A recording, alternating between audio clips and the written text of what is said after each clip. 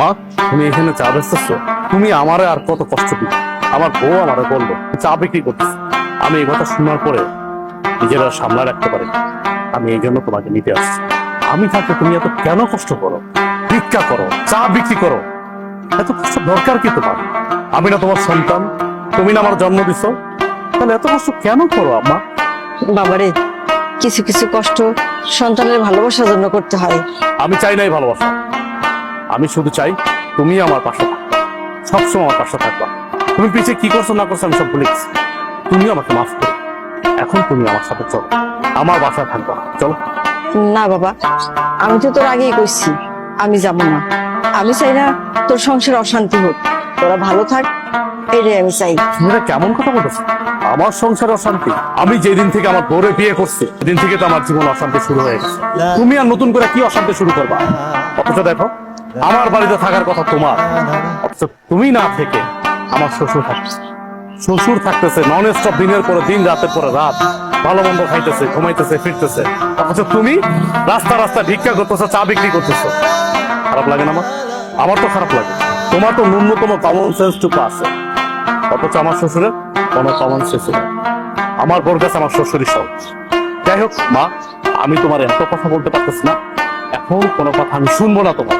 তোমার এই চার ব্যবসা রাইখা এখন আমার সাথে চলো।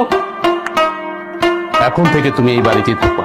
তুমি এত কিছুর পরেও সেই তোমার মাকে বাড়িতে নিয়ে এসছো, আমাকে তোয়াক্কা করে তুমি তোমার মাকে নিয়ে আসছো। তোমাকে কি তোয়াক্কা করবো? কি তোয়াক্কা করবো তোমাকে? আমি এই সংসারটা চালাই, আমি ইনকাম করি। আমি পাঁচতলায় বসে এসির বাতাস খাবো, আর আমার মা রাস্তা রাস্তা চা বিক্রি করবে, ভিক্ষা করবে, সে গাছের নিচে থাকবে।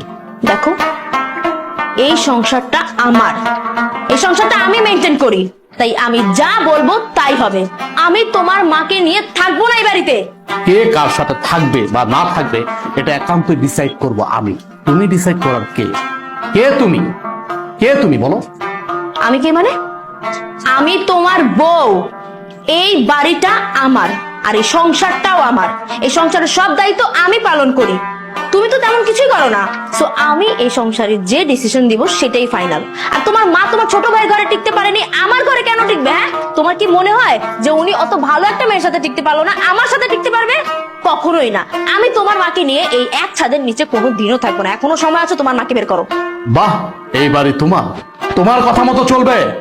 এই বাড়ি আমার, আমি আমার টাকায় কিনেছি, পরিশ্রমের টাকা দিয়ে কিনেছি। আর চাকরিটা করতেছি পরিশ্রম করে, কিন্তু চাকরি করে টাকা উপার্জন করি। হ্যাঁ মানলাম, তোমার বাবা আমাকে চাকরি দিয়েছে, সে অনেক সহযোগিতা করছে, আমি প্রয়োজনে তার টাকা দিয়ে দেব। কিন্তু তুমি কোনো কথা বলবা না আমার মার বিষয়ে। আমি বাইচা থাকতে তোমার মা এই বাড়িতে থাকতে পারবে না, তাহলে তোমার সাথে আমার সংসার টিকবে না। কি হয়েছে মা, এত চিল্লাচিল্লি করছিস কেন? আপনার মেয়ে আমার মাকে এই বাড়ি থেকে বের হয়ে যেতে হচ্ছে। আমার মাকে সে সহ্যই করতে পারতেছে না। আপনি জিজ্ঞেস করেন কেন আমার মাকে সে সহ্য করতে পারতেছে না? আমার মা গরিব, এই জন্য। বাবা দেখো, মহিলার দিকে তাকাও, এই সেই মহিলা